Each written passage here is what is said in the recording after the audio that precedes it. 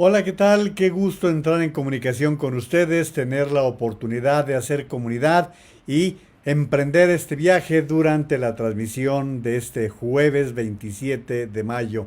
Qué gusto, qué placer tener la ocasión, la oportunidad de abordar diferentes temas, particularmente uno que revuelo levantó la revista The Economist. Como ustedes saben, es una de las revistas famosas en el mundo y en una edición que concluíamos por allí, Daniel Rodríguez, mi amigo periodista, y su servidor, que se trata de una edición para América Latina, no es la global, pero en la cual la portada pegó durísimo, durísimo al gobierno de López Obrador. Les molestó, pero en serio, que se le catalogara, que se le clasificara como el falso Mesías de México. Esta consideración que se ha establecido y que se está mencionando a diestra y siniestra. Y bueno, pues dentro de todo lo que puede suceder es el disgusto que ha desatado en ciertos ámbitos de la política mexicana. Esto quiero decirles, miren, les voy a poner aquí la portada que ya se las había compartido más temprano en mi página, pero ahí pueden ver esta portada que hoy ha despertado inconformidad al seno del gobierno, tanto así que como pocas veces la Secretaría de Relaciones Exteriores salió a dar su versión, salió a rechazar, a decir que es un gobierno de maravilla, que están haciendo cosas increíbles, mi hermano. Así ya saben cómo son, no están tratando de contradecir lo que para en términos generales ha sido visto como una crítica, que es lo que le corresponde a los medios. The Economist lo expone. Si a López Obrador llega un momento en que él concluye que son revistas conservadoras, neoliberales, bueno, pues se le va a resbalar. ¿Por qué? Pues porque quien lee The Economist son los conservadores. Uno sabe que no, que normalmente quien lee este tipo de publicaciones son gente que decide, gente pudiente, gente con poder, es la que suele tener acceso a esta revista. Bueno, pues esto es lo que ha provocado un gran malestar al interior del gobierno y al exterior. Ya verán que, como dice López Obrador, nada se queda en su ronco pecho y seguramente va a lanzarse con todo mañana en su mañanera, además de lo que ya ha publicado Marcelo Ebrard en Twitter con una carta que dirigió al editor de The Economist. Pero lo platicamos un momento más porque hay muchas reacciones, hay muchas repercusiones que amerita el tema que lo tratemos. A mí me interesa más lo que sucedió hoy cuando dice que no hay desabasto de medicamentos, que no hay problema, que sus adversarios son los que han creado esto. O sea, ¿en qué planeta vive? ¿Y en qué planeta vive? Porque estamos viendo la cantidad de personas, particularmente ha calado que no hay medicamentos para los niños enfermos de cáncer.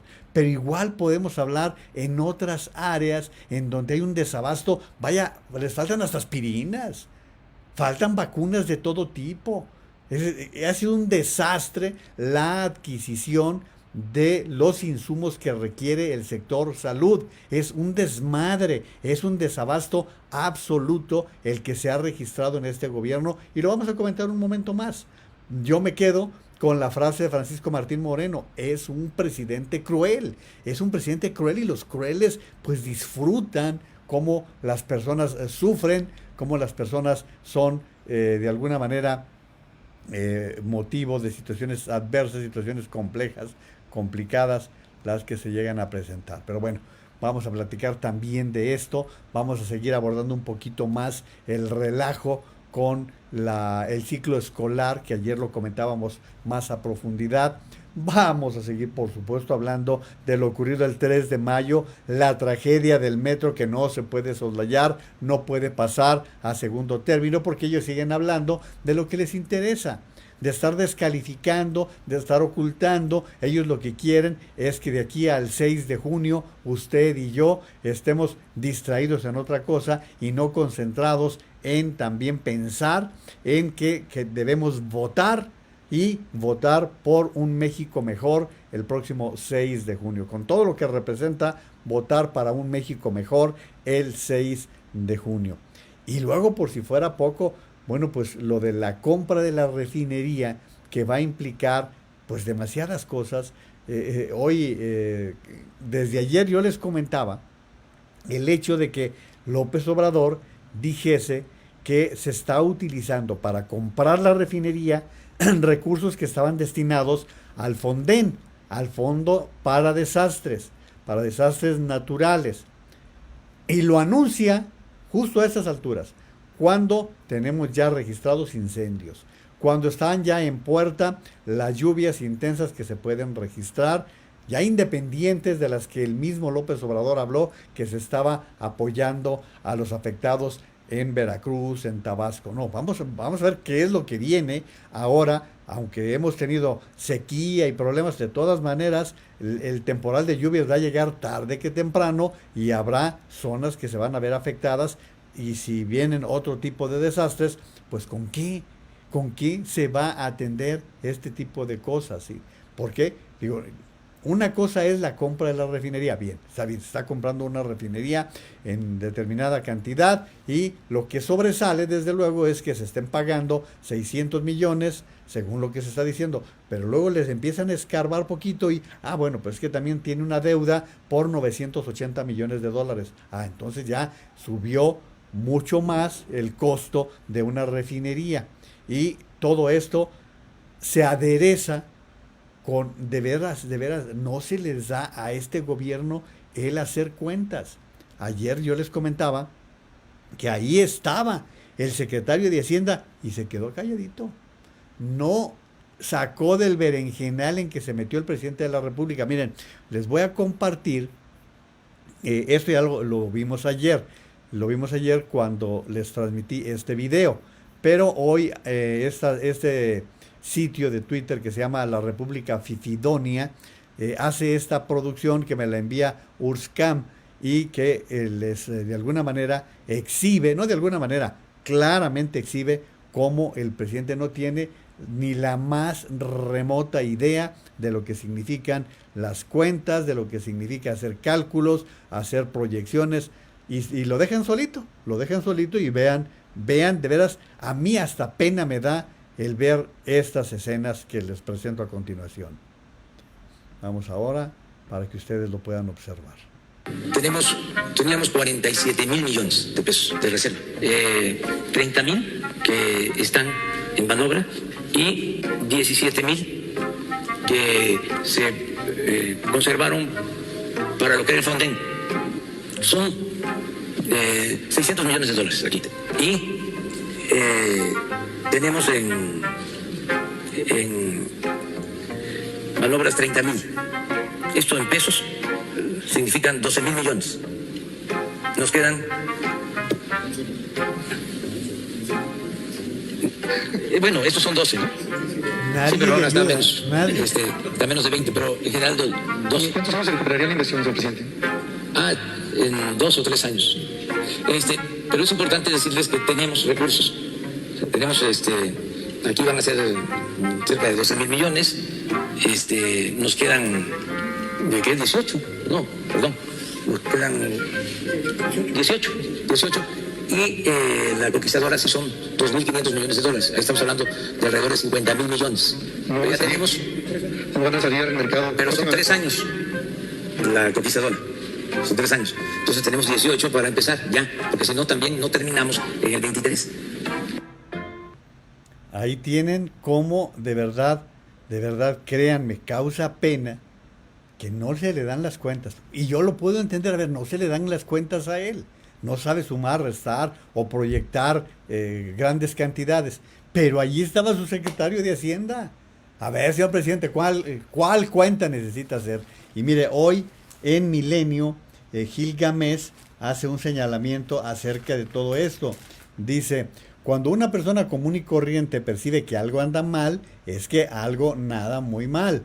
Y a Gil Gámez no se la pegan. el presidente: ya está hecho el análisis financiero específico, este es un buen negocio para el país, tenemos 47,000 millones de pesos de reservas, 30,000 que están en manobras y 17 que se conservaron para lo que era el Fonden, para riesgos, para tener recursos en caso de que se requiriera, y si tuviéramos, Dios no lo quiera, un desastre natural, un sismo, inundaciones, ¿de dónde vamos a sacar dinero?, pregunta Gilgamesh. O sea, todo ese dinero pasa a Pemex, punto, y se acabó. ¿Quién asesora al presidente en materia económica? Nadie. Él es su propio asesor y su jefe de asesores. Que venga el secretario de Hacienda y un minuto después aparece el presidente. Que venga el subsecretario y un minuto después aparece el presidente. Y así hasta que no tengamos un peso y culpemos al neoliberalismo de esa catástrofe. ¡Ay, güey! Es lo que dice Gilgamesh hoy en Milenio, que es parte de lo que estamos viendo, parte de lo que estamos palpando, observando, que este gobierno hace cosas sin que estén debidamente planeadas, debidamente proyectadas, bien fundamentadas. Vamos a tener también más de esto en la transmisión de hoy. Pero oigan, el día de ayer, como hubo tanto material, pues tuve que darle prioridad al material para transmitirles un programa con mayor contenido, pero me quedaron comentarios de maestras, de maestros que participaron con sus comentarios, y no quiero que se queden porque estábamos abordando los resultados de la investigación que hizo Mexicanos Primero, esta organización que impulsa el desarrollo educativo en el país y que le dio como resultado esta investigación que el programa Aprende en Casa tuvo resultados positivos en un 6%, que a los niños de cuarto de primaria, por ejemplo, les pusieron algunos problemas, algunos reactivos, y no supieron ni cómo resolverlos, ¿sí? Y que esto refleja que el ciclo escolar va a dejar hondas, huellas, marcas en niños. ¿Cómo van a irse de cuarto a quinto si no aprendieron nada? No aprendieron absolutamente nada, les pasó de noche, y el Aprende en Casa fue un fracaso con sus transmisiones vía televisión, según lo que sabemos, y bueno, esto es lo que ya se ha comentado. Pero bueno, miren, por ejemplo, Edgar Kraus dice: un año escolar que llevará 12 años recuperarlo. El maestro Gabino Cárdenas, quien es un académico de primer nivel, mi compañero de primaria y secundaria, y que hoy en día es realmente un pedagogo que sí sabe, dice: tenemos grandes retos en la educación, además de la calidad de los maestros en su preparación personal y en la dedicación a sus alumnos. A nivel de dirección y secretarios de educación requerimos verdaderos líderes con visión y gestión. Saludos. Gracias, mi querido Gabino, si estás por allí. Esto me lo mandó ayer. María Teresa Cortés dice: señor Naveja, soy docente de meses de educación media superior, y déjeme decirle que ha sido muy difícil la educación en línea, tanto para los alumnos como para los docentes, por la falta de equipo de los alumnos. Los docentes preparamos cuadernillos de actividades para los alumnos que no se conectan por razones antes mencionadas. Además, nos hemos tenido que pasar, aparte de nuestra jornada laboral, horas y horas frente a la computadora para que de alguna manera los alumnos aprendan. Hemos usado las herramientas habidas y por haber a nuestro alcance, pero desafortunadamente estas herramientas no llegan a todos. Es de veras, es que ha sido un manejo de la Secretaría de Educación con las patas. El premio fue mandar a Esteban Moctezuma como embajador de México en Estados Unidos, porque pues, allá lo necesita su jefe Ricardo Salinas. Eso es lo que sí sabemos. Dice: llegan a todos, vivimos en un país que no se apuesta por la educación. Gracias a María Teresa, que nos hizo llegar este comentario. Rosa Romero dice: aquí en Morelos jamás se supo en escuelas primarias de gobierno. Dice que tengo unas personitas de primaria, secundaria, 15 en total, son 5 niños. La mamá se tenía que gastar 150 pesos diarios para que les dieran clases y no fue posible. Y me comentan que todos los alumnos pagan renta y no fue posible por el costo. también Marisela Navarro. Además tengo padres de familia que no tienen trabajo y no tienen para pagar los datos y mejor se llevan a sus hijos a vender algo para comer.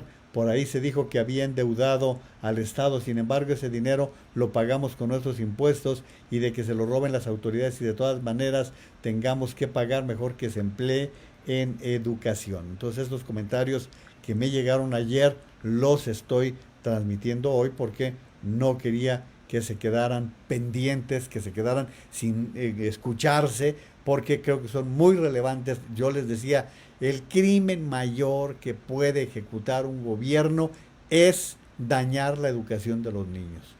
Eso no se vale. Allí de verdad es el colmo.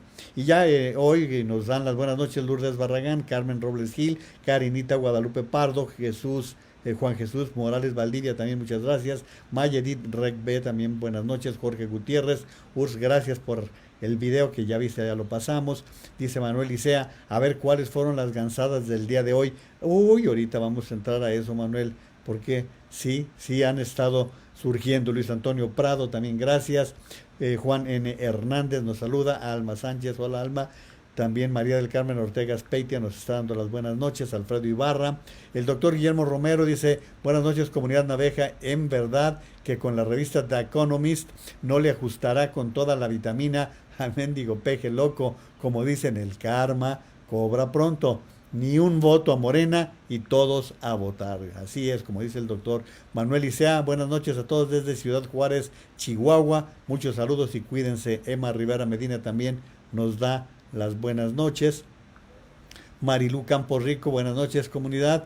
Mercedes Juárez, buenas noches comunidad. Gente pensante, tengan una excelente noche. Y qué decir de López, cada vez es más claro que este señor está bastante enfermo. Pues sí, pero los paganos somos nosotros. Somos los que estamos pagando por eso. Testito, muy buenas noches. Excelente comunidad. Mayedit Rec dice, ay Chairo, se nota lo irracional, la ignorancia, la estupidez. No se estudia, se nace sin neuronas. Lo llevan en la sangre y en el ADN. Entonces aplauden el daño y la destrucción. Aplauden el daño y la destrucción solo por dar limosnas y despensas. Gorgojientas ya hizo muchos pobres ilusos. Cómo se burlan de ustedes, son dignos de lástima. Pero miren, hoy me estaba platicando un buen amigo, ahí me quedo Maru, me estaba platicando un buen amigo que se dedica a cuestiones agropecuarias, que le llegaron ya los apoyos, y están desesperados dando apoyos de toda índole para meterle a la gente la idea de que pues van a estar recibiendo mucho. Sépanlo, después del 6 de junio no les van a dar nada. No les dan, lo que les dieron ya llegó, ya cayó, perfecto, y ahora sí, vamos a votar como debe ser a favor de México. Quédense con la lana, quédense con los apoyos y a votar por cualquiera que no sea Morena ni sus partidos satélite. Esto es los que estamos en esta propuesta, en esta iniciativa. Hay quienes están creyendo en López Obrador, bueno, pues ahí ya votarán, ellos tienen ahí su montón de gente y la van a movilizar y van a votar, eso no tengan duda, pero los que queremos una opción diferente, tenemos que estar presionando sobre este tema, de estar sugiriendo algunas ideas. Y miren, hoy les decía el tema de los medicamentos. El tema de los medicamentos para mí es de los que alcanza un mayor impacto y que sí me gustaría de alguna manera comentarlo con ustedes porque creo, y lo creo de verdad, que se trata de uno de los ámbitos más complicados. Dice Juan Burgos en Twitter, descorazonador ver esto del presidente. Dice que no hay desabasto de medicinas para niños con cáncer, que es una campaña de desprestigio, una supuesta lucha contra la corrupción que no ha dejado culpables pero sí muerte. Esto es cruel, es inhumano. ¿Quién defiende esta miseria? Fue lo que dijo hoy por la mañana. De verdad, yo les digo a ustedes, a ver, los padres de los niños con cáncer han andado de Herodes a Pilatos porque no tienen con qué comprar los medicamentos, los que tendría que suministrar el Estado. Y este señor, en su rollo, en su cabeza loca, en su cabeza enredada, nos sale con tonterías, con estupideces como estas. Padecimos de campañas de desprestigio. Fíjense, siempre es él. Todo es él. Todo lo que les digo es el niño del bautizo. Es el novio de la boda. Todo cree que es contra él. Mendigo irresponsable. Asume que se está muriendo mucha gente por tu irresponsabilidad. Valga, digo, no lo va a aceptar porque es de verdad un inconsciente. Campañas muy dolorosas. No, hombre, los padres de los niños con cáncer están que echan maromas de alegría. A ellos no les duele. Te duele más a ti que eres quien toma estas decisiones. Porque se argumentaba de que los niños con cáncer no tenían medicamentos. Pues sí, los niños con cáncer no tienen medicamentos. Esa es una realidad. Eso está documentado desde que comenzó tu gobierno. Ni siquiera tenemos que fijarnos en los últimos días, desde que comenzó este gobierno. En Twitter también Ana dice, 3 años después, ¿ustedes le creen? El 6 de junio antes de votar, recuerden a cuántos niños dejó sin quimios HP, puso ella. Y Avi, quien nos suministra en Twitter muy buen material, dice, hoy López Obrador aseguró que ya se firmaron los contratos y se compraron los medicamentos oncológicos. Fíjense dónde, Corea del Sur, Alemania, Cuba y Argentina, ya no van a faltar. Eso es lo que está diciendo, y nada más que por sus fobias golpeó a la industria farmacéutica nacional, que sí suministraba, que sí entregaba medicamentos y que se producían aquí en el país. Dice que ya se firmaron los contratos y pues vamos a escucharlo para que ustedes tengan la evidencia a este respecto. Ya se firmaron y ya se tienen las compras de los medicamentos oncológicos. No van a faltar. Y repito, se compraron en Corea del Sur, en Alemania, en Cuba y en Argentina. Ahí tienen la versión del propio López Obrador con respecto a las adquisiciones. Hasta en Cuba, no me sorprende, ¿no? Porque ya es lo que hemos estado viendo. Dice Gonzalo AE también en Twitter, a 3 años cuántas muertes tuvieron que pasar para que se compraran los medicamentos. Pero no es cierto. A lo mejor ya se compraron, pero van a llegar el año que entra. No es verdad. No, a ver, no se la crean. Es mentira. Es falso. A lo mejor hay contratos. Probablemente ya hubo algún tipo de contrato para poder hacer adquisiciones como los convenios que se hicieron con Naciones Unidas. Eso es posible. Eso realmente no lo dudamos. ¿Dónde están los contratos? No se muestran. Y miren, yo le creo a esto que le dijo Francisco Martín Moreno, el historiador, el escritor, a Carlos Alarraqui hace unos días, y que yo se lo había presentado. Y para mí esta es la realidad de Andrés Manuel López Obrador.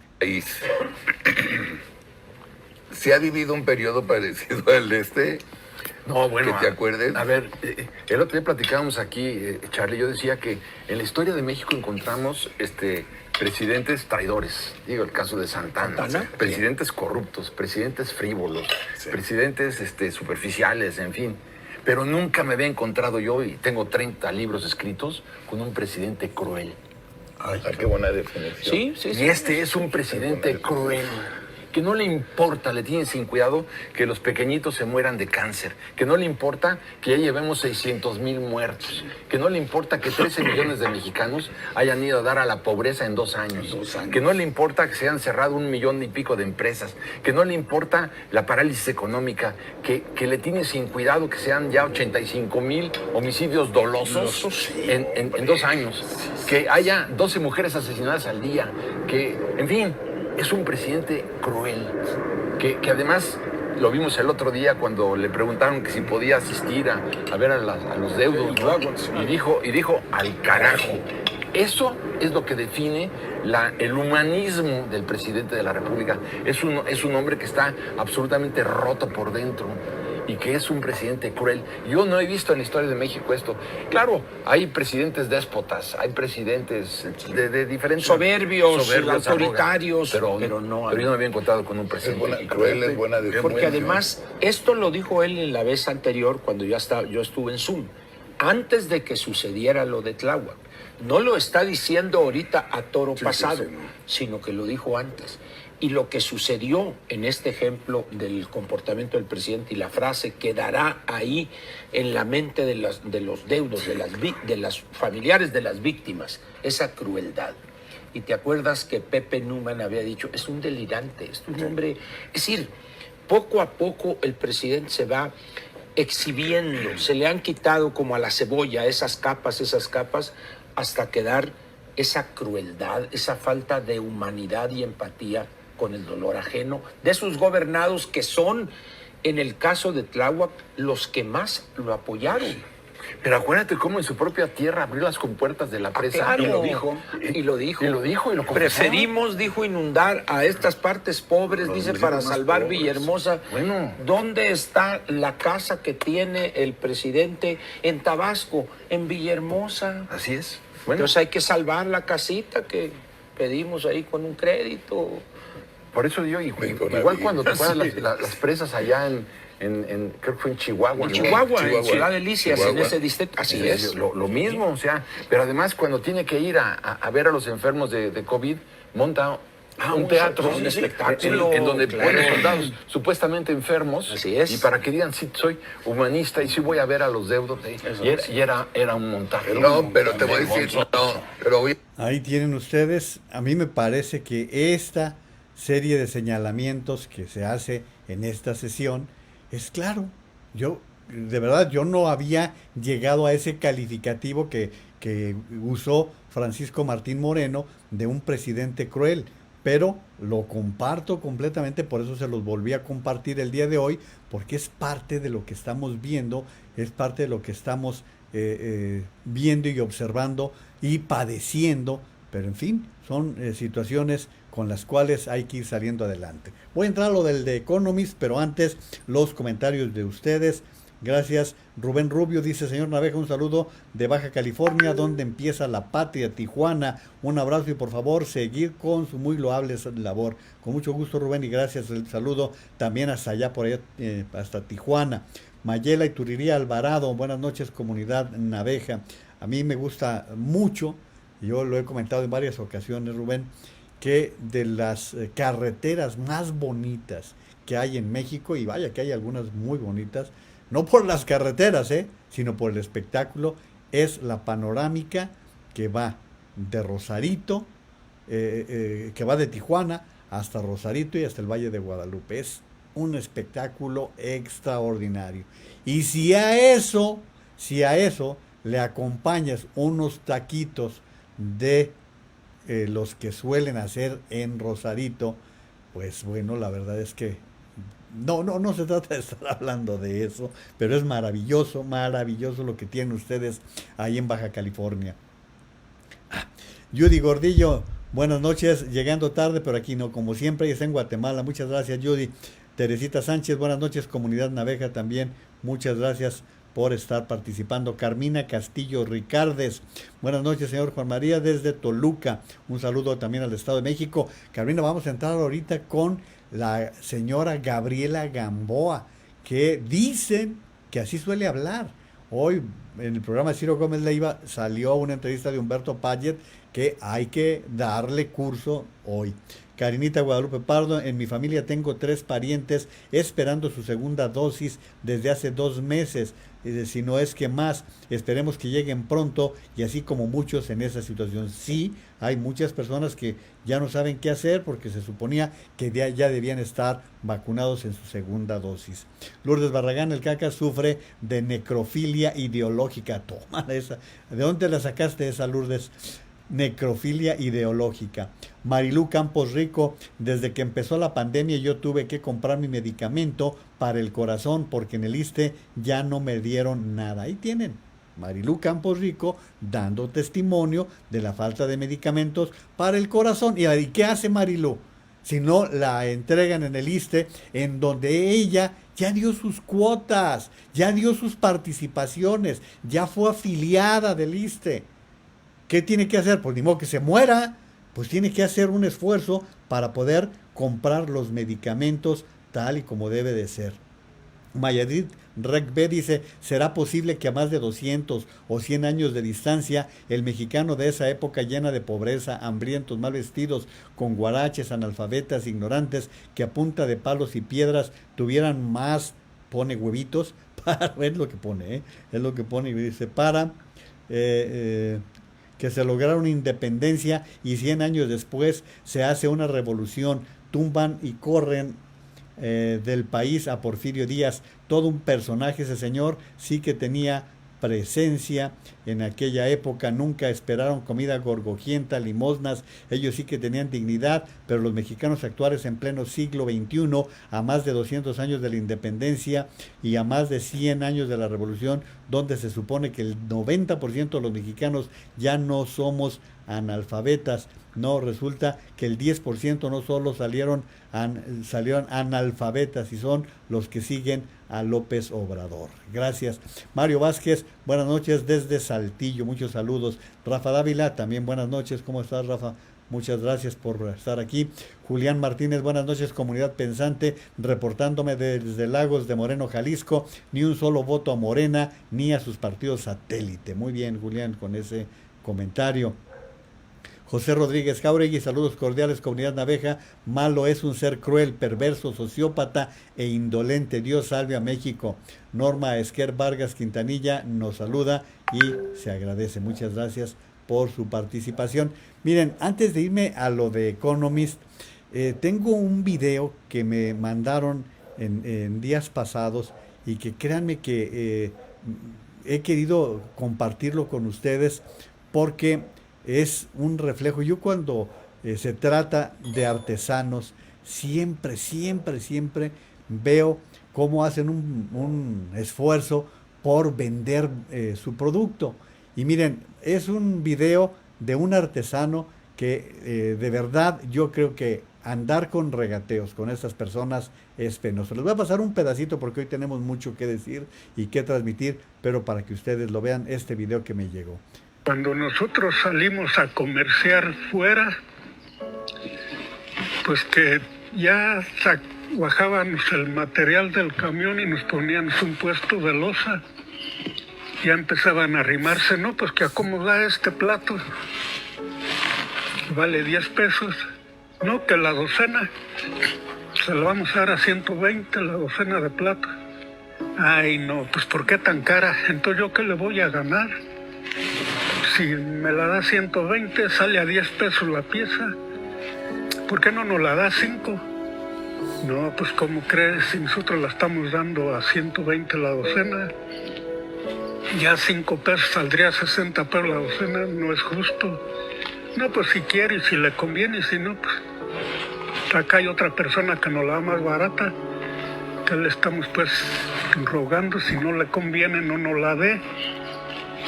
Entonces uno, por la necesidad de vender y no traerse otra vez el material, venga por ella, ya ve cómo si se resolvió, pero no era que uno se resolviera por vender, es que sabía uno y pensaba que qué íbamos a hacer si no vendíamos el material a como ellos lo querían. Ahí tienen, es parte de... me lo enviaron, es el capítulo 1, Don Ramón el Alfarero, y se titula El Regateo en México, primera temporada. Supongo que es una productora que está haciendo este tipo de trabajos. Yo considero de verdad al alfarero no le regateen. Pueden regatear en la Fayuca, pueden regatear en otros lados, pero con la gente que hace su trabajo con tanto esfuerzo, con tanta dedicación, con tanta meticulosidad, con no nada más los alfareros, también la gente que hace textiles y que es gente humilde, gente necesitada. Mejor no les compren, no les hagan el daño, ¿sí? No les hagan el daño. Y me quise salir del tema nada más porque me gustó mucho este video y porque de veras cuando me toca ir a ese tipo de mercados me molesta ver ese regateo injusto hacia la gente pobre. La gente pobre, digo, yo sé que hay tiendas de artesanías bien montadas y que generan mucho dinero. Bueno, pues allí hagan lo que puedan, pero con el pobre que trae unas cuantas cosas que pudo obtener y que quieres comprárselas, pues no caigas en eso, ¿no? Yo no sé qué es lo que ustedes opinen, pero a mí me parece que tenemos una responsabilidad cuando sí podemos apoyar a las personas que se encuentran en situación más complicada que nosotros. Bueno, voy con más comentarios de ustedes que hacen el favor de acompañarnos en esta transmisión. Aquí vamos.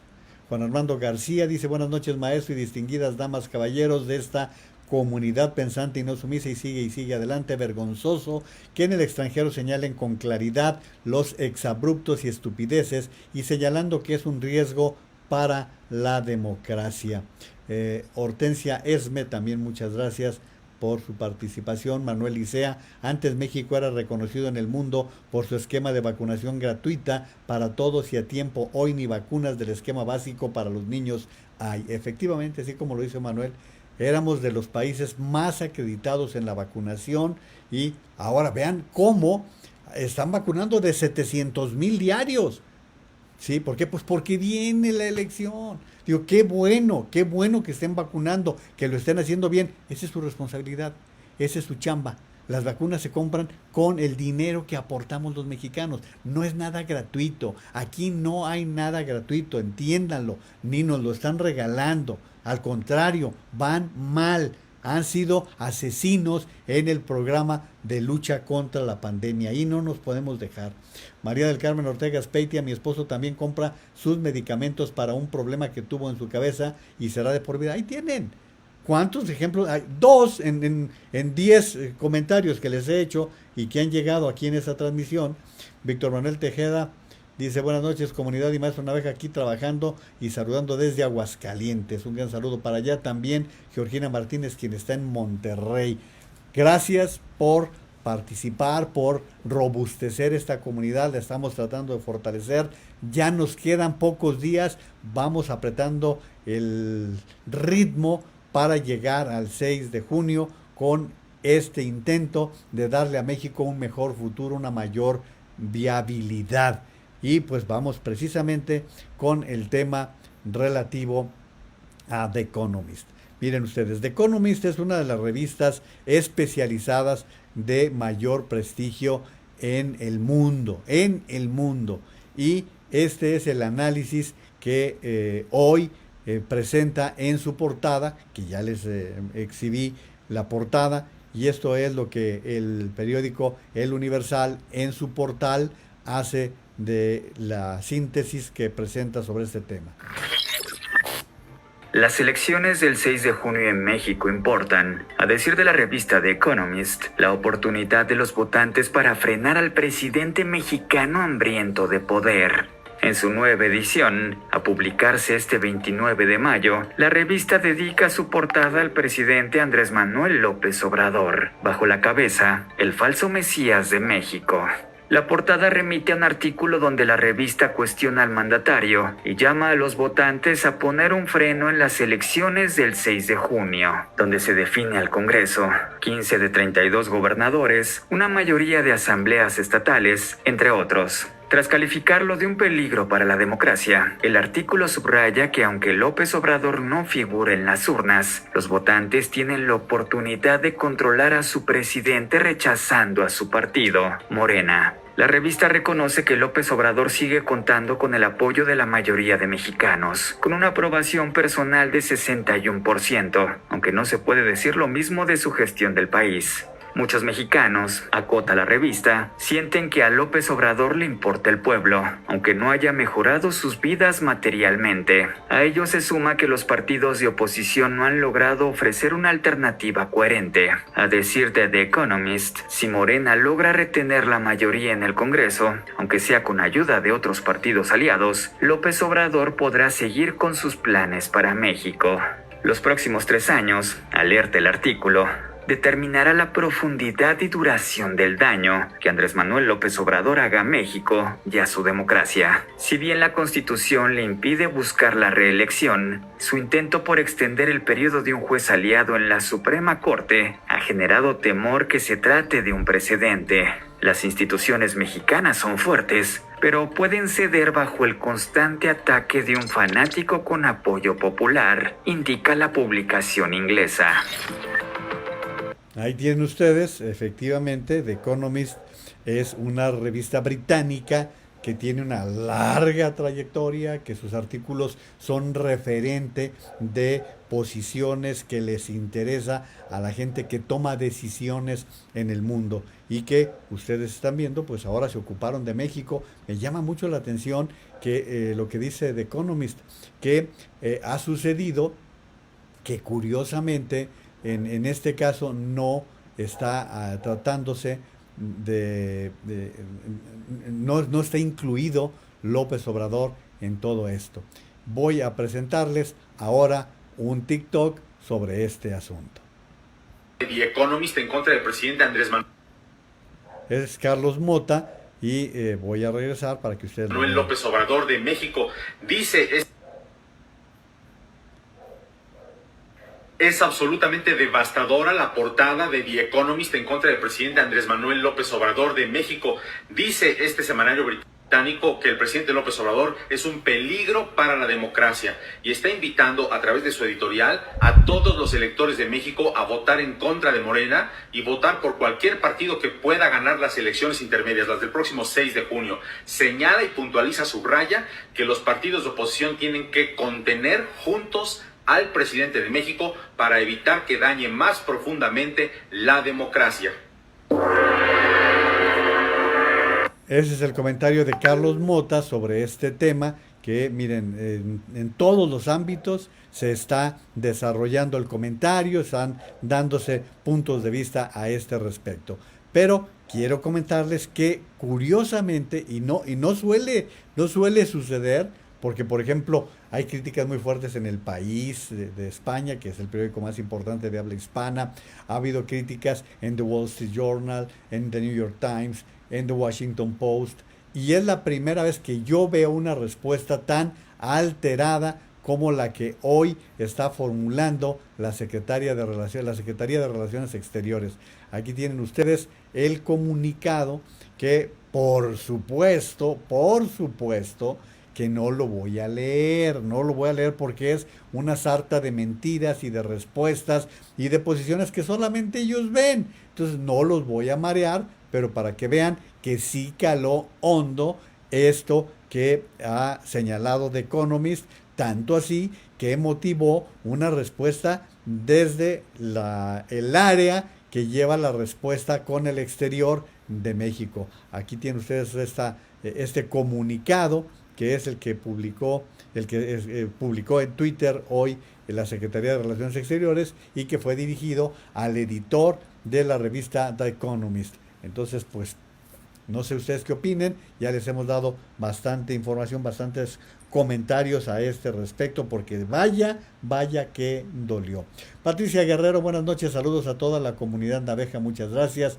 Beli Chávez, saludos desde Mexicali, también muchas gracias. Erasmo Rodríguez Orella dice, buenas noches comunidad, cada vez es más notorio el nefasto papel que este tipo está haciendo del país, vamos de mal en peor. También Domingo Velázquez, buenas noches comunidad pensante naveja, este señor piensa que puede seguir engañándonos con el tema de los medicamentos, por eso compañeros, metamos toda la carne al asador con nuestros votos. Carlos Ochoa ya engañó a los chairos el Pitágoras. Carmina Castillo Ricardes habla como Cantinflas, pero qué vergüenza, Cantinflas lo hacía por cómico y este señor presidente la verdad anda muy mal, es lo que están comentando. También Lourdes Barragán dice que lo regresen a la primaria, es de pena, pobre cacas, que aproveche las clases en televisión. Octavio García, jaja, como dijo la chimoltrufia, como dice una cosa, dice otra. También tenemos el comentario de Teresa Ansúrez, buenas noches, comunidad inteligente naveja. Juan N. Hernández, si Peña era Pen, dice López, le dice quítate que soy campeón, y pone allí muchos animalitos que representan, ya saben ustedes quién. Joe Martínez, ¿se imaginan tener un maestro porro como él? Led Valdés Dávila, fuera. Morena, fuera. También muchas gracias. Manuel Isea dice, ¿cómo quieren que sepa leer? En una sola E, miles de millones y solo trae 200 pesos en la cartera. Pues sí, ¿verdad? Lourdes Barragán dice, votar para votar. Allí me quedo, Maru, porque, miren, normalmente trato de compartirles el comentario el comentario que hace regularmente Beatriz Pajés. No había podido porque esta semana fue de veras saturada en muchos aspectos, pero la promoción del voto que hace Beatriz Pajés me lleva a compartirles su comentario de esta semana que titula Voto Patriótico. El 6 de junio tenemos que votar contra el partido del tirano. Entre más votos pierda Morena, más gana la patria. Entre menos curules obtenga, más posibilidades hay de salvar a la nación. Esta contienda ha quedado reducida a 2 bloques. O votamos por la democracia o por ponerle la mesa al dictador. No hay más. Los ciudadanos tendrán que declarar el desahucio de la 4T en las urnas. La promoción al voto útil o razonado tiene que tener un objetivo claro: hacer un llamado a los electores a impedir hacer de México una Venezuela más. La pregunta es quién va a hacer ese llamado. Llegó la hora de que la oposición asuma su responsabilidad ante la historia. Si la Cámara de Diputados vuelve a quedar atrapada entre las garras de López Obrador, se deberá a que las fuerzas contrarias al régimen no supieron estar a la altura de lo que el país necesita, y lo que el país necesita es una clara condena electoral a un populismo fascistoide inspirado en el resentimiento, el odio y la venganza de un líder autocrático. Debemos convocar a la ciudadanía a enjuiciar al Mesías en las urnas para poner punto final a su mito, a demostrar que ni él es un ser sobrenatural, ni su partido es invencible. Solo los oportunistas que lo rodean le dan trato de Dios. El senador Ricardo Monreal estimula la locura del patriarca. Dice que existe una rebelión de órganos constitucionales en contra de López Obrador. ¿De qué se trata, señor senador? ¿De pavimentar el camino para disolver el Congreso y el texto constitucional vigente, porque ambos afectan las ambiciones del señor presidente? El 6 de junio se va a dar en las urnas un inevitable choque de trenes. El México suicida que aplaude a un Mussolini tropical contra el México institucional que opone resistencia a los abusos del dictador. El Mussolini tropical pretende estar en la boleta, se ha erigido en el gran elector y en candidato único de Morena. Pretende ganar la elección utilizando tácticas terroristas. La orden de aprehensión en contra del gobernador de Tamaulipas, ignorando la resolución de la Corte, así lo demuestra. El 6 de junio tenemos que ser un soldado ante las urnas. Nuestra misión, hacer patria, decirle a López, llegaste, pero no pasarás. Muy buen artículo, muy buen comentario de Beatriz Pajés Rebollar, que precisamente les comentaba. En principio ustedes me han pedido tener este comentario aquí en la transmisión. Y en segundo lugar, me parece que nos da una visión muy clara, una visión desde la presión que debemos de sentir para poder aspirar a enderezar el rumbo con una Cámara de Diputados que tenga equilibrio. Oigan, una buena noticia, estoy viendo que MX, el sitio de MX del equipo de comunicación de MX, la COFEPRIS dictaminó procedente la autorización para uso de emergencia de la vacuna contra el COVID-19 de Janssen, es decir, la de Johnson & Johnson. La Comisión Federal para la Protección contra Riesgos Sanitarios ha dictaminado procedente la autorización para uso de emergencia de la vacuna contra el COVID solicitada por Janssen Cilag, Sociedad Anónima de Capital Variable. El Comité de Moléculas Nuevas sesionó el 7 de mayo para analizar el uso de esta vacuna, la cual recibió una opinión favorable de manera unánime por parte de las y los expertos. Los resultados de la sesión se encuentran disponibles por si ustedes quieren verlos. Como ustedes saben, la vacuna de Johnson & Johnson es una nada más. Entonces es una buena noticia. Ahora, pues será mejor noticia si se compran vacunas de Johnson & Johnson. Si no han llegado de esas, pues no, aunque querramos, pues simple y llanamente no habrá el caso, no será el caso de estar festinando que se esté presentando esta situación. En fin, bueno, pues quiero también, déjenme ver dónde tengo esto. Bueno, antes de eso, no sé si entrar ya directamente a lo de esta persona de Metepec, pero voy primero con algunos comentarios de ustedes. Maharishi NB, tuve una cuñada que fue parte del gobierno del Distrito Federal cuando ese inútil era el jefe del mismo.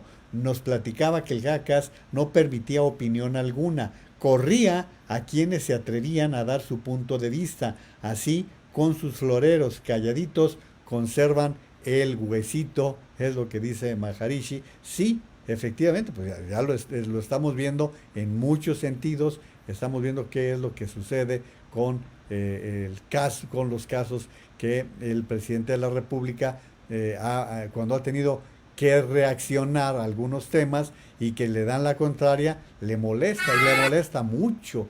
Pero bueno, vamos a seguir con otros temas y otros comentarios de parte de ustedes que me hacen el favor de acompañarme en esta transmisión. Julián Martínez no sabe hacer cuentas. Acuérdense cuando Broso entrevistó a los candidatos cuando quedó Calderón de presidente y el CACAS nunca quiso contestarle las preguntas porque no sabe. Sí, me acuerdo cómo no, de aquellas sesiones. Eran 5 preguntas, creo, nada más.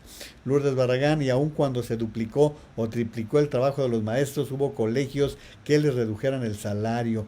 José Ángel Medina García, no, pero siempre tiene otros datos. Por eso, pues porque no los entiende.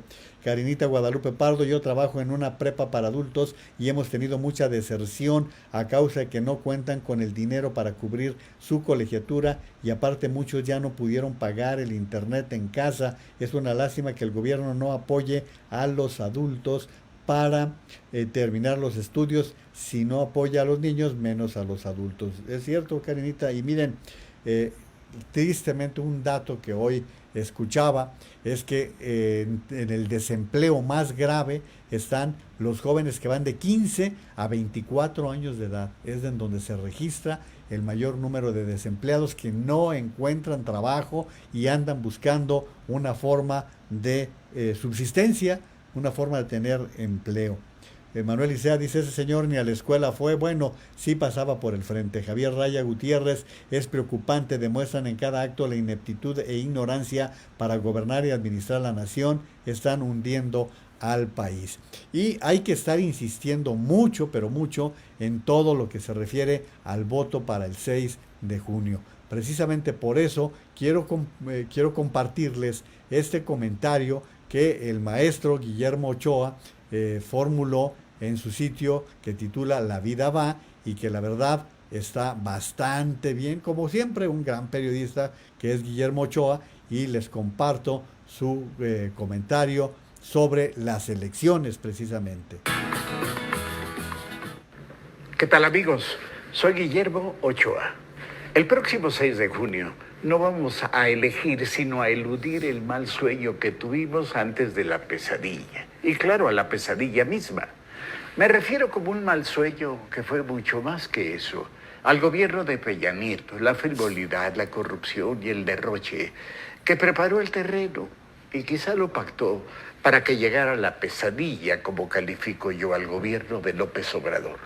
Nos pasó como a la muchacha que deja al novio abusivo para caer en manos del novio tóxico. ¿Cómo avanzar sin retroceder? No podemos imitar a Michael Jackson, hacer como que avanzamos y quedar en el mismo sitio. Queda poco espacio, pero tenemos que hacer algo. De no hacerlo, quizá no nos alcanzaría la vida para arrepentirnos. Ese es el crucigrama que enfrentaremos en las urnas al cruzar los símbolos de partidos que no nacieron como ilusión, sino como reacción, no como respuesta a la intención de mejorar a México, sino con el deseo de sus fundadores de convertirse en una tortilla más de esa cobalada sexenal de millonarios de la que hablara el expresidente Emilio Portes Gil. El mejor ejemplo es el Partido Verde. Un día un gran amigo, Arturo Macotela, me llamó para decirme, oye, tengo un amigo medio loquito que va a soltar unas palomas mañana frente a Catedral, ¿le echas una mano? ¿Va? Le dije, y le mandé cámaras. Y al día siguiente pasamos en Hoy Mismo esa nota que parecía, la verdad, una mera curiosidad. Así nació el Partido Verde, quizá el más desprestigiado de los partidos, que ya es decir, negocio de la familia González Torres. Por cierto que en radio le comenté esa anécdota a ese medio loquito, al propio Jorge González Torres. No le gustó, nadita. Luego de salir de la cárcel de Pacho Viejo, absuelto de los cargos de haber desviado 450 millones, cuando fue gobernador interino de Veracruz, Dante Delgado Ranauro fundó Movimiento Ciudadano, que ya tiene un gobernador, Enrique Alfaro de Jalisco, aunque este aparece ahora como sin partido.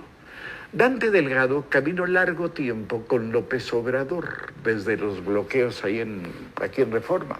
Luego pareció separarse y ha publicado cartas abiertas que le ha enviado al presidente en la cual le señala algunos hierros. Pero como le escuché decir al propio Dante en el restaurante de una amiga mutua en Polanco, en política nada es lo que parece. ¿Para dónde chuta ahora su partido? No lo sé. A través de su yerno creó la maestra Elba Ester el partido Redes Sociales Progresistas. Como lideresa del sindicato de maestros, el más numeroso de América Latina, fue un apoyo decisivo para el PRI hasta que quiso volar con alas propias en las elecciones que ganó Salinas de Gortari. A la cárcel fue a parar. Un viejo artículo de la revista Contenido cita que comenzó su carrera cuando el entonces líder del sindicato, Carlos Jongitud Barrios, al ver cómo se movía entre los grupos en un mitin en Ciudad Neza, le ordenó a alguien: tráiganme esa placa. Más tarde, como dice el tango, la maestra le daría el esquinazo y se haría del poder. Le comenté a ella ese artículo en las escaleras de Palacio Nacional. No es verdad lo que dice, no le haga caso, Guillermo, me dijo. López Obrador debe haber intervenido para su liberación adelantada con un encierro en su casa de Polanco. ¿Con quién piensa usted que estará ahora el partido de la maestra, en la que interviene su nieto? Total, ahora hasta los evangelistas tienen su partido, el partido Encuentro Social. Y no tengo, es obvio, nada contra ellos. Lo que la Constitución prohíbe es mezclar la gimnasia con la magnesia. En total hay 10 partidos. Para mí resultan demasiados. Es como las dietas para adelgazar. Si una sola funcionara, no habría tantas. La violencia y el miedo no tienen partido, pero desde ahora votan. No tengo cifras exactas, pero pasan de 150 los asesinatos, los atentados, los secuestros y las amenazas a candidatos para que se bajen del caballo. Hace años a los niños no nos permitían salir de casa el día de las elecciones. Ni creo ni espero que eso suceda ahora. No son ya los tiempos del salvaje Gonzalo N. Santos, que se cambió el nombre para evitar que tuviera 13 letras, decía que era mala suerte, y que decía también que la moral es un árbol que da moras, y mandaba limpiar las casillas no afines con ametralladoras y bomberos que levantaban los cadáveres y limpiaban la sangre. Así lo hizo con una casilla en la calle Juan Escutia, a donde llegó a votar don Lázaro Cárdenas. Esto está muy limpio, comentó don Lázaro. Donde vota el presidente debe estar muy limpio, le respondió el cacique potosino con ese su cinismo. Serán las elecciones más grandes de nuestra historia. Más de 20,000 cargos públicos dependerán de nuestro voto. Ni podría, ni me atrevería a aconsejar a nadie cómo votar. Pero sí puedo decirles lo que trataré de evitar con mi voto. Trataré de evitar que López Obrador acumule todo el poder. Eso sería terrible. Más que elegir, pues, voy a eludir. Gran exposición del maestro Guillermo Ochoa, como suele hacerlo. Qué bueno que se tomó la decisión él mismo de aparecer periódicamente en un sitio de YouTube. Ahí es en donde está Guillermo Ochoa. Me gusta mucho su cierre, en donde allí estamos muchos dispuestos a votar por quien jamás imaginamos que lo íbamos a hacer, pero lo vamos a hacer porque no queremos darle todo el poder a López Obrador. ni estamos pensando en derrocarlo. Vaya, viene la revocación del mandato, ni siquiera estamos pensando en eso. Estamos pensando en que se requiere un equilibrio, que se necesita algún contrapeso a las decisiones que viene tomando con la complacencia de los otros poderes. Eso es todo.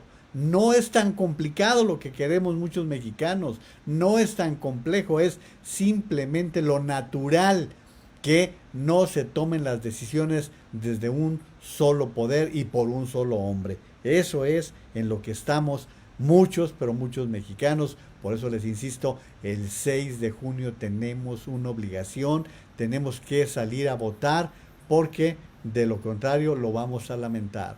Y como dicen muchos, tiempo nos va a faltar para lamentar lo que no hicimos adecuadamente. Más nos vale que asumamos la parte que nos corresponde como ciudadanos yendo a votar. Hay que ir a votar, no se les olvide, no hay nada más importante el 6 de junio. Angélica RM, buenas noches, señor Naveja, llegué tarde, no, siempre llegan a tiempo, aquí siempre nos da gusto recibirlos. Don Paco Silver, la compra de la refinería en Texas huele a fraude, el precio normal de una de ellas en Houston anda entre los 300 y los 600 millones de dólares, y esta costó 590 más 890 de pasivos que México tendrá que pagar, al revés, don Paco, 980, total 1.480 millones. Gracias por el comentario. Ricardo Abraham Morales Ramos, saludos, buenas noches. Mayela Iturriría Alvarado nos saluda desde Chihuahua, también muchísimas gracias. Alejandro Palacio Segura, ¿qué más necesitan los chairos para darse cuenta del tipo de presidente que tenemos? Es una vergüenza a nivel internacional. Pues sí, pero están necios, no están necios. Dali del Carmen Baños, saludos comunidad Naveja, siguiéndolos como de todas las noches desde Catemaco, Veracruz. Ana Santillán, buenas noches, comunidad Naveja, ni un voto a Morena. Muchísimas gracias también por su comentario, Ana. Angélica RM, por favor, señor Naveja, ni por el verde, Morena, aquí la gente se deja llevar por una despensa, lo que necesitamos los potosinos es trabajo. Y no le aflojen, porque, a ver, Angélica, no es solamente en el caso de San Luis Potosí el tema de que los vaya a gobernar alguien cercano a López Obrador, que vetan a gente indeseable, gente que ustedes saben que tiene vínculos extraños, ustedes lo saben de antemano, quienes están metidos con criminales, porque ya les ha tocado abordar ese tema a los potosinos. María Guadalupe Pérez Arriaga, buenas noches, comunidad Naveja, estoy harta de escuchar a este loco de Palacio. José Alfredo Mojica Lomelí, los 11,000 millones que se ahorró los absorbimos nosotros con nuestro dinero, dolor o incluso con vidas. Eso nos ha costado. Eso que dice José Alfredo, ¿saben a qué se refiere? Que hoy por la mañana el secretario de Salud, Jorge Alcocer, dijo que había ahorros por 11,000 millones de pesos. Tamaño de idiota. Decir eso cuando faltan medicamentos, cuando faltan recursos, cuando faltan médicos, cuando falta equipar centros de atención, clínicas, hospitales. Esa es una barbaridad. En salud no sobra dinero, no hay ahorros. Eso sáquenselo de la cabeza. Está en la esquizofrenia de López Obrador. En salud no se vale andar con eso. El país tendría que invertir mucho más en salud. A ver, en este ratito, ¿cuántos casos hemos exhibido de personas que no reciben sus medicinas? No, pues así van a ahorrar. Si matan a medio país, pues se van a ahorrar mucho más dinero. Cierren las clínicas, cierren los hospitales, no den servicio, cierren las farmacias, los laboratorios y van a ahorrar mucho más. Pues de esa manera se puede estar presumiendo ese tipo de ahorros. Vigasi Gasi, buenas noches, maldita la hora en que ganó este animal e increíble que siga habiendo tanto tonto que le crea y apoye. Piolín Santos también nos saluda, buenas noches Piolín, qué gusto. El comentario de Paco Silver, si el Meco López nos receta vitacilina a los opositores, nosotros metámosle una picha de toro en el orificio del ano. Si es que ahora salió con esa barbaridad que dice, es que están tan resentidos con la compra de la refinería que les arde. Pónganse vitacilina. Y yo decía más temprano, la vitacilina es un remedio de hace 50 años, donde él vive, hace 50 años. Además es ofensivo, aquí lo puedo decir de tal manera como es una majadería, si no la sabe López Obrador, se la voy a decir. Esto es, cuando alguien dice, te gané, te fregué o te ingué, es, ponte vitacilina allí donde te va a doler más. Bueno, no necesito ser muy procaz ni descriptivo para poder explicar esto a ustedes. Y ya entrando precisamente, ahí me quedo, Maru, en este comentario que estaba leyendo, ahí me quedo para entrar precisamente a lo de la refinería. Mari Carmen Cortés, la analista en temas económicos, dice en Twitter, otra revelación hoy. López Obrador dijo que para el pago del 50% de la refinería Deer Park se utilizarán 17 mil millones de pesos del Fonden desaparecido en 2020. Pero Arturo Herrera, el secretario de Hacienda, decía que el Fonden tenía una deuda de 13 mil millones de pesos y estaba en números rojos. ¿Nos mintió Herrera o qué pasó?, dice Mari Carmen. Y luego dice, este es el video de Herrera defendiendo la desaparición del Fonden en octubre del año pasado. Escuchen ustedes, aquí está. Hola, buenas tardes. Hace una semana empezamos lo que esperábamos. Esta idea, teníamos diversas cosas en la cabeza. Una, sentíamos que más allá de que nosotros nos sentíamos cómodos con esta decisión, pensábamos que era nuestra obligación, ante tantas expectativas y tantas preocupaciones que se habían manifestado, explicarlo de una manera clara. Pero también en ese momento pensamos que probablemente el que le teníamos que dedicar un poquito más de tiempo, y por eso lo dejamos para el último video, era el del Fonden. Hay diversas razones para ello. En primer lugar, el Fonden está hoy financiando una actividad muy importante del Estado, que es cómo ante un desastre natural se enfrenta la reconstrucción, pero también porque los desastres naturales no operan de manera recurrente, es decir, se puede haber un sismo como el del 85, y es que después no puedan pasar muchos años hasta que ocurra uno con las dimensiones, por ejemplo, del 2017, y ante esa lógica parecería natural que se esté aportando a un fideicomiso, aumenten los recursos para que se utilicen solamente en caso de que una contingencia se materialice. Si bien esto es cierto y nosotros estamos de acuerdo en principio con ello, hay un problema operativo que hace que el Fonden, tal como existe hoy, no sea adecuado. Me referiré a ello. Pero también aprovechando, en los últimos días hemos recogido muchas inquietudes que nos parecen muy valiosas, en particular de la comunidad científica y académica en general, pero del CIDE, del Centro de Investigación y Docencia Económica, sobre cómo podría verse afectadas las actividades de esa institución por la desaparición de los fideicomisos. Así es que quisiera hacer 3 comentarios muy rápidos. En primer lugar, permítanme reiterar algo que ya hemos señalado con anterioridad.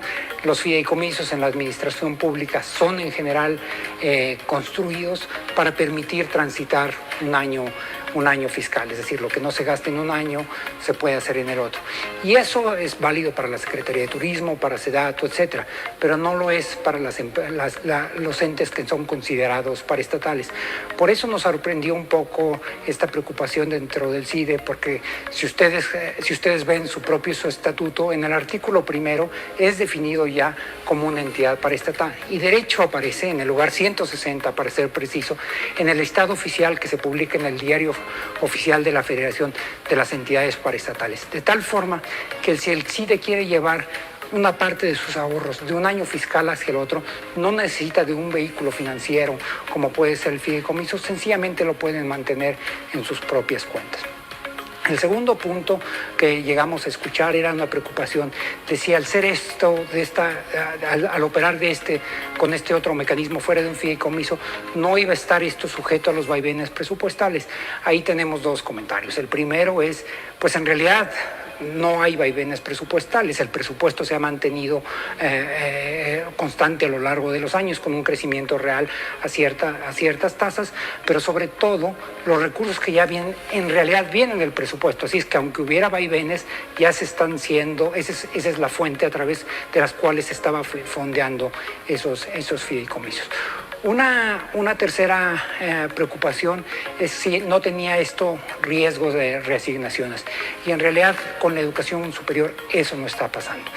Como yo había señalado con anterioridad, el presupuesto ha venido operando de manera constante, pero sobre todo lo que está pasando este año y el año que entra muestra que en realidad ese riesgo no existe. Permítanme explicarles. Durante este año, como ya es conocido, nosotros tenemos pronosticado una caída de 8% del PIB y los ingresos del gobierno por IVA, por impuesto sobre la renta, son proporcionales al nivel de actividad económica. De tal forma que si el PIB cae 8%, es predecible que los ingresos caigan en una proporción similar. Eso es parte de lo que explicaba Arturo Herrera, el secretario de Hacienda, para tratar de justificar por qué desaparecía el Fonden. Bueno, pues ahora la preocupación que se está dando con esto es que los recursos que tenían como un destino el atender las emergencias a través de un fondo para desastres naturales, pues entonces, desastres de la naturaleza, entonces no va a funcionar porque ya se está gastando en la refinería, según lo dicho por el presidente de la República. Y miren, la refinería sigue siendo motivo de mucha controversia. Les voy a compartir esta entrevista que Pepe Cárdenas en Radio Fórmula hace a Gonzalo Monroy, el director general de GMS, sobre este tema. ¿Qué te parece lo que ha dicho el presidente? ¿Es buen negocio para Pemex? ¿Es mal negocio? Hay muchas preguntas alrededor. Por supuesto que sí, Pepe. La primera que te diría es... A ver, se nos cortó. No importa lo que dice el presidente, es intrascendente e irrelevante lo que dice el presidente, porque esa no es la razón por la cual Pemex compró la refinería de Deer Park. Se puede ir incluso adelantando que la propia compra de la refinería es el reconocimiento implícito de que las refinerías mexicanas nunca van a levantar más allá de un 50%. Al día de hoy, apenas en abril de 2021, apenas estamos en un 42%. Hoy producimos mucho más por combustóleo, un combustóleo que precisamente estamos vendiendo en las refinerías de Estados Unidos, y en segundo lugar la gasolina. Así que todos esos sueños de la soberanía energética, de la autosuficiencia, pues la realidad es de que están muy, pero muy lejos de lograrse. Sí hay otras razones estratégicas para petróleos mexicanos de por qué se compra la refinería, pero definitivamente muy alejados del discurso político del presidente. ¿Por qué se compra la refinería? De alguna manera, y esto ha sido muy comentado ya, esta adquisición que está costando, lo que dijo el presidente, casi $600 millones, el 50%, va a producir, le va a permitir a México contar con algo así como 340,000 barriles diarios de combustibles, principalmente gasolina, diésel, que es el equivalente a lo que se tiene planeado que produzca la refinería de Dos Bocas, que va a costar más de 10 veces. Qué bueno que me haces la pregunta, Pepe, y ahí déjame distinguir algunas cosas. Estos 300,040 barriles son de procesamiento de petróleo crudo. Es la máxima cantidad de petróleo crudo que pueden convertir en productos refinados. Aproximadamente la refinería tanto de Dos Bocas como también la de Deer Park estarán sacando aproximadamente poco más de 180,000 barriles de gasolina y aproximadamente unos 100,000 de diésel. En realidad esto no son 340,000 barriles de gasolina ni cerca de serlo. ¿Por qué? Creo que vale la pena entrar al por qué justamente se está haciendo esta compra. Y esta compra tiene que ver con dos cosas. Una, todo este combustible que te digo que estamos sacando más en las gasolinas, el famoso combustóleo, que buena parte se la está comiendo la CFE y otra parte la tenemos almacenada a un lado de las plantas de la CFE. Porque ese combustóleo nadie lo quiere comprar. Es muy correcto. En realidad sí lo están comprando las refinerías en Estados Unidos que pueden procesarlo, las que tienen coquizadoras, como la refinería Deer Park. Eso es lo que ha pasado. ¿Cuál es el problema? En el enero, entonces te diría que de enero a abril, el mercado se le volteó a Pemex. Prácticamente Pemex estaba compitiendo contra sí mismo. Ese combustible que estaban vendiendo le estaba empezando a comer el mercado, estaba desplazando al petróleo maya. Y el problema es justamente de que esto le salía demasiado caro a petróleos mexicanos y estábamos empezando a perder mercado. ¿Por qué se compra la refinería? Para entrar de lleno. Se compra simplemente para asegurar de que el petróleo mexicano siga siendo exportado a Estados Unidos.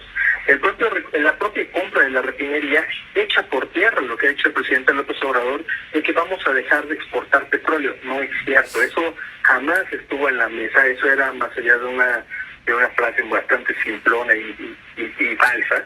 Pues simplemente ahora sabemos de que esto se va a enviar, las refinerías mexicanas no van a producir lo suficiente y sí, México va a seguir importando gasolina y diésel.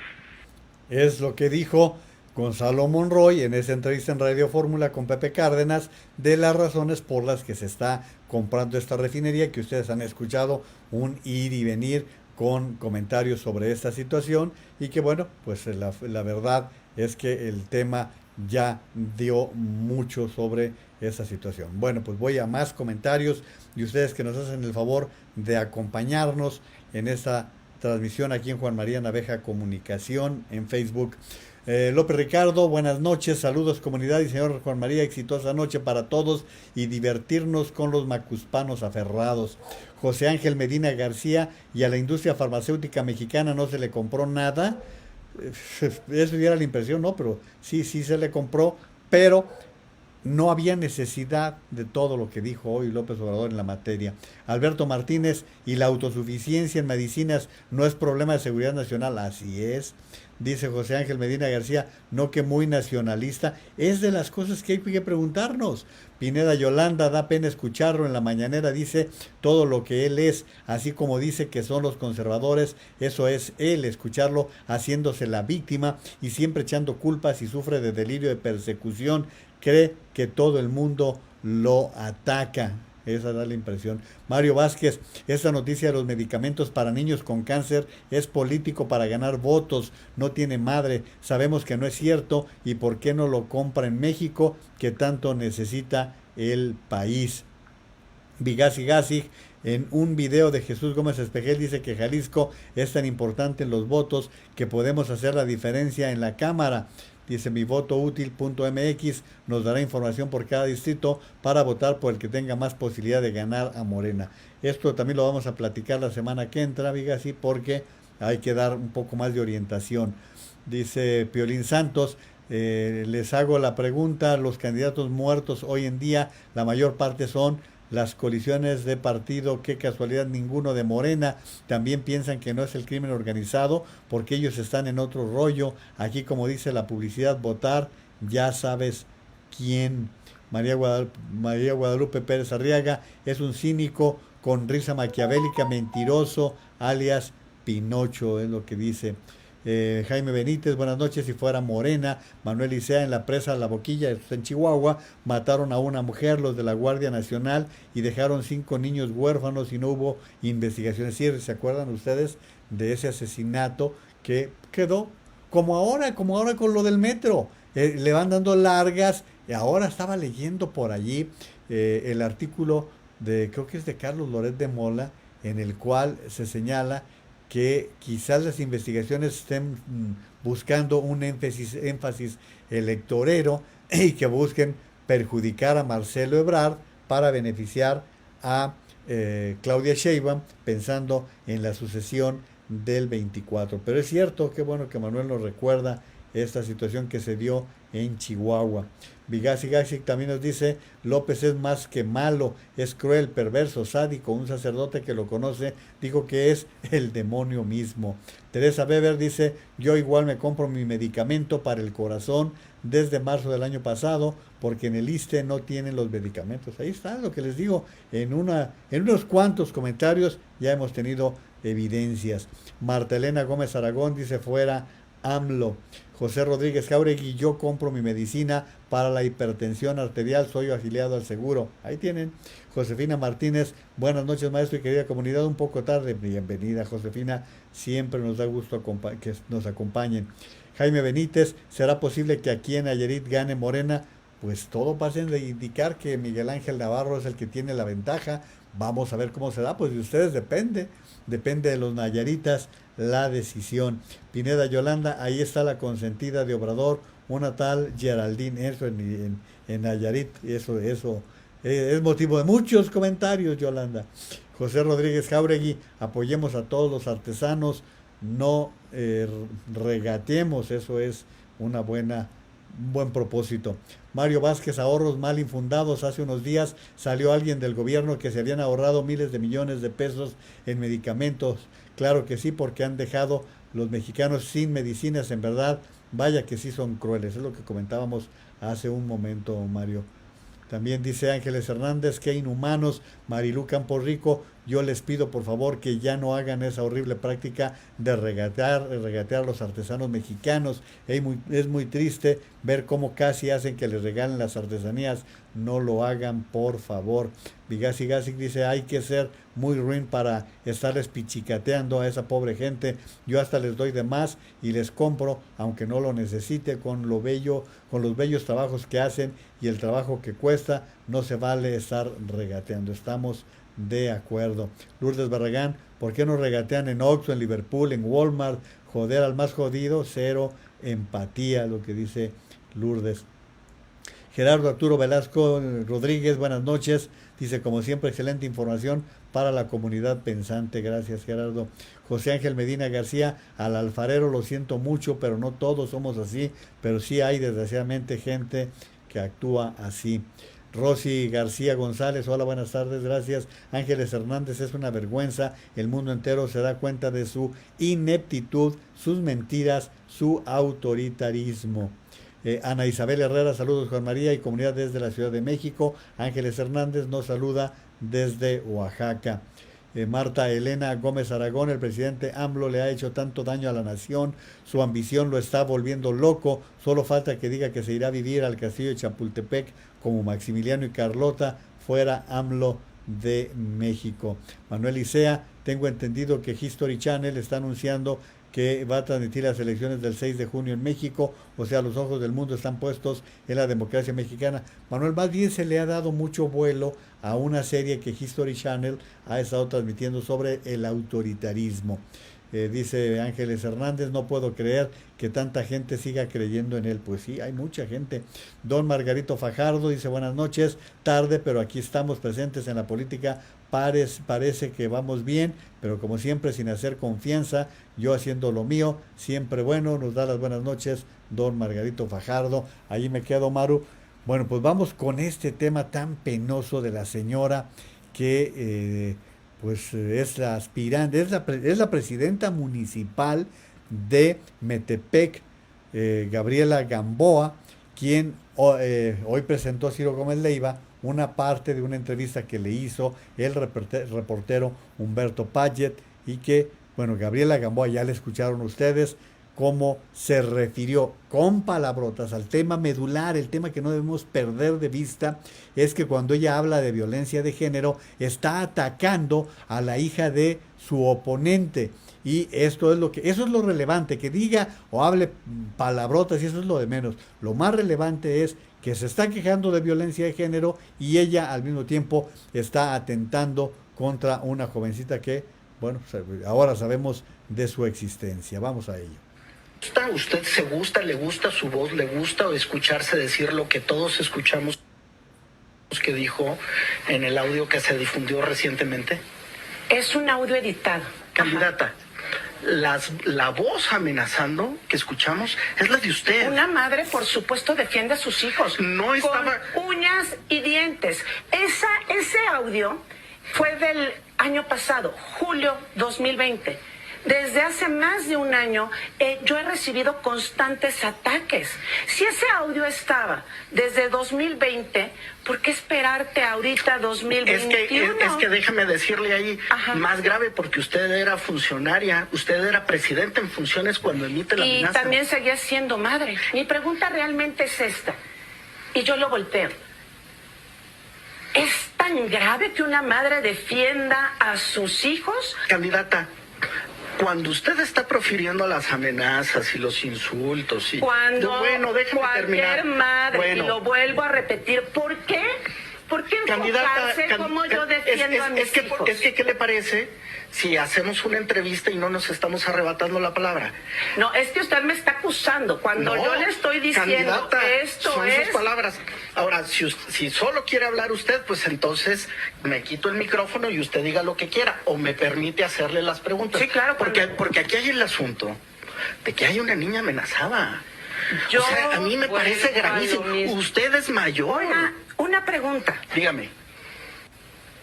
Y fueron amenazados y están también ante la fiscalía mis hijos, 25 años, 22 años, 8 años. ¿Esos niños no importan? No me está respondiendo. Usted amenazó a una mujer. Yo fui amenazada. Yo no conozco a ella. No amenazó. Yo ni siquiera hablé con él. Yo con quien hablé fue Estuardo Rodríguez. Y Estuardo Rodríguez, tal cual, en ese audio, si tú lo tienes y lo escuchaste, el mismo Estuardo Rodríguez con sus propias palabras dice: si yo estuviese en tu lugar, yo actuaría exactamente igual. Y él, en sus propias palabras, le dice todo el tiempo, se dirige a usted, no voy a decir que con familiaridad, y sí hay mucha familiaridad, pero se dirige a usted siempre con amabilidad, siempre con atención. De él no sale en contra de usted una sola mala palabra.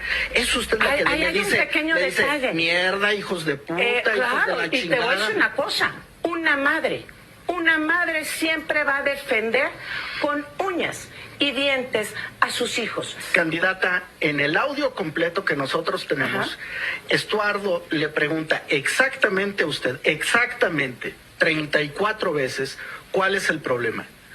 34 veces usted se niega a entrar en detalles. Esto que está diciendo ahorita, candidata, no se lo dijo a Estuardo ninguna de las 34 ocasiones en que le preguntó cuál era el problema. No sé cuántas veces, la verdad eso fue hace un año, yo no me autograbé una conversación. Déjame preguntarle algo en estos mismos términos. La niña a la que usted amenazó, ¿podría proceder penalmente en contra de usted por violencia de género? Como yo estoy haciendo. ¿Invita usted a que la denuncie penalmente la niña? Quien tenga que hacer que lo haga. Debería. Ahí dejo parte de esta entrevista que hizo el reportero Humberto Payet del equipo de Ciro Gómez Leiva. También Joaquín López Dóriga, también en Radio Fórmula, entrevistó al oponente y vamos a escuchar porque Joaquín da más elementos de esto que estamos tratando. Escuchen, por favor. Gabriela Gamboa, con una boca, que me recuerdan diputados que estuvieron con ella, que siempre ha sido la misma boca y además, pues influenciada por lo mismo, ¿sí? Por como él se arrastra la voz, se le pierde. Y lo que pasa es que Gabriela Gamboa hizo un video malísimo, por cierto, esta madrugada, diciendo que no, que está mutilado, que está editado, ya sabe que es un linchamiento, que están en su contra. No, la única que está en contra, candidata, la única que está en su contra es usted y su conducta y sus debilidades, ¿sí? La aprecio a Fernando Flores, ¿por qué? Porque la candidata Gamboa amenazó a la hija del candidato, le decía, de la coalición opositora, pues de levantarla, dijo, entre otras cosas. Fernando Flores, ¿cómo está? Buenas tardes. Muy bien, don Joaquín, muy buenas tardes, con el gusto de saludarlo. A ver, deme una primera reacción, usted como padre, de las amenazas de esta mujer contra su hija. Pues mire, hoy consternados, tanto como mi esposa, mi hija y yo, porque yo ayer me dirigí a la Ciudad de México por ahí de las 11 de la mañana, 12, a una entrevista, y en el camino me mandan el audio y bueno, pues ahí tuve que hacer una pausa. Bueno, se nos metió el comercial.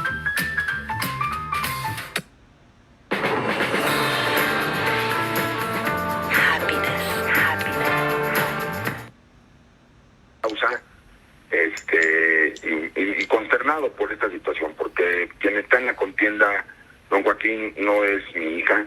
El que está en la contienda soy yo, soy Fernando Flores. Queremos decirle que yo no soy político, yo soy empresario y hoy estoy participando en esta contienda por la coalición Va por el Estado de México con el ánimo de recuperar todo lo que se ha perdido en nuestro querido Metepec. Ahora, ¿le ha buscado usted alguien de la Fiscalía? ¿Le ha buscado alguien de Morena? ¿Le ha buscado esta misma la alcaldesa? Porque es la alcaldesa de Metepec después de esto.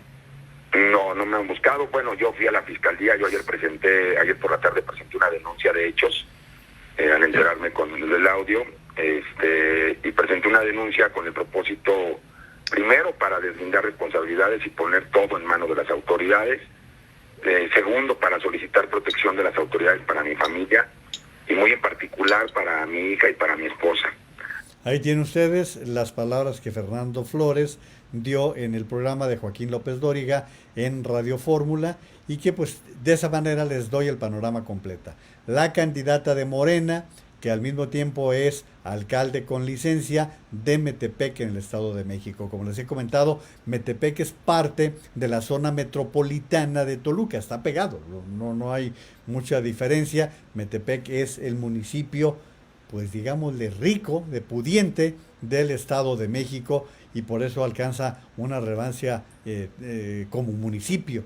Esto que estamos comentando, pues por sí solo tiene una vida que nos obliga. Ya el tiempo se me vino encima rápidamente. Guadalupe Rivera, ¿a qué te sabe, Lopitos? No que eras el mejor presidente del mundo, para que vean también cómo se van quedando las cosas. Fran Libra, señor Naveja, ¿qué tan cierto es que siempre que nos visita un funcionario de Estados Unidos siempre acontecen sucesos relevantes? No lo creo. Me imagino, Fran, que se refiere a la presencia del director de la CIA, que está en México, y que viene la vicepresidenta en unos días más. María Angélica Ferrari Casillas, López Obrador es un desalmado, es el gobierno de la muerte, niños con cáncer, pandemia, metro, vacunas para los niños recién nacidos, hospitales, y él gastando en refinerías. Salgamos masivamente a votar fuera Morena. Martelena Gómez Aragón, no hay que votar por Morena, no hay que votar por Morena por el bien de nuestro país, es lo que dice también Marta Elena.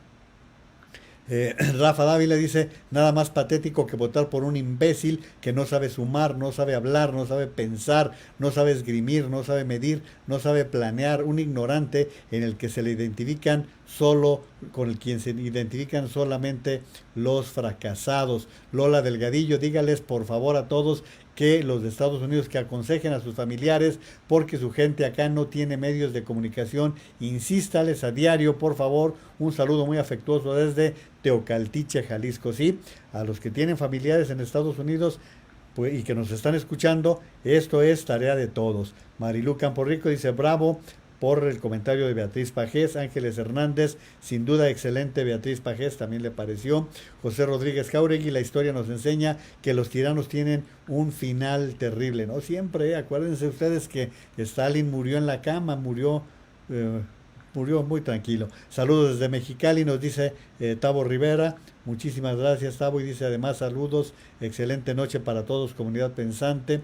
López Ricardo, a los empleados del gobierno del DF, cuando el CACAS le quitaban 10% del sueldo para hacer su documental, qué poca que alguien lo comente si le tocó. Yo tuve una vecina que me lo contó. Gerardo Navarrete, buenas noches, Juan María, saludos a toda la comunidad. José Navarro Tristán, sí le caló fuerte al CACAS, ya tiene vitacilina en el Palacio Nacional, sí se le revirtió. José Ortega, dejen decirle, presidente, no se lo merece. También Marilú Campos, dice Guillermo Ochoa, tiene toda la razón.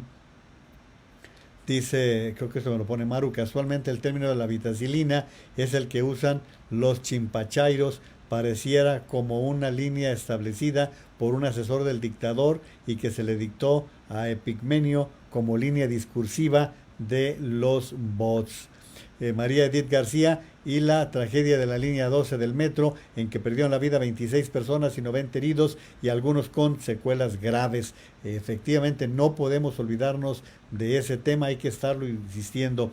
Roberto L. Turrubiate, señor Naveja, se documentó sobre lo que anteriormente le recomendé, me refiero al trastorno de la personalidad antisocial. La verdad, Roberto, ni chance, pero ya tengo tarea, y aquí vamos anotándolo, Maru, para poderlo checar.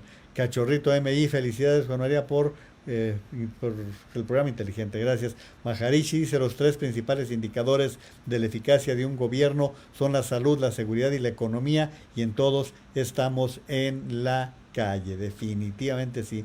Georgina Martínez: es una vulgaridad horrible, la usan los seguidores de López, que son unos asnos, pero en el presidente es imperdonable y vergonzoso. Qué asco. Bueno, pues el tiempo ya nos está ganando. Ana Santillán: por amor a México, ni un voto a Morena. Yolanda Romo: para eso son los fideicomisos, son ahorros para usarlos en las en las contingencias. Así es. Alejandro Aro: quiso hacer una aceleradora, ya que donde hay más impuestos es en energía. Marina Lara Sili nos da las buenas noches, también muchas gracias. El comentario de Abel Franco: yo creo que le gusta sin vitacilina, por eso camina así el ruco. Oigan, me quedaron algunos comentarios, se los debo. A Vivian Suárez Calafel: es una vergüenza lo que está pasando por Morena. Norma Meishueiro: me da gusto que lo exhiban en otros países y la verdad no peca, pero incomoda. Bueno, pues gracias. Nicola HC: también da pena escuchar a una persona como esta mujer. Dice: no sé cómo la eligieron para ocupar ese puesto. Pues ya le dijeron, vamos a ver qué es lo que pasa, si la reeligen todavía, eso va a ser interesante. PPCM: felicidades por el programa, no le afloje, que el país se dé cuenta de lo que está pasando. Bueno, pues el tiempo, como les digo, ya estoy muy por encima de lo que normalmente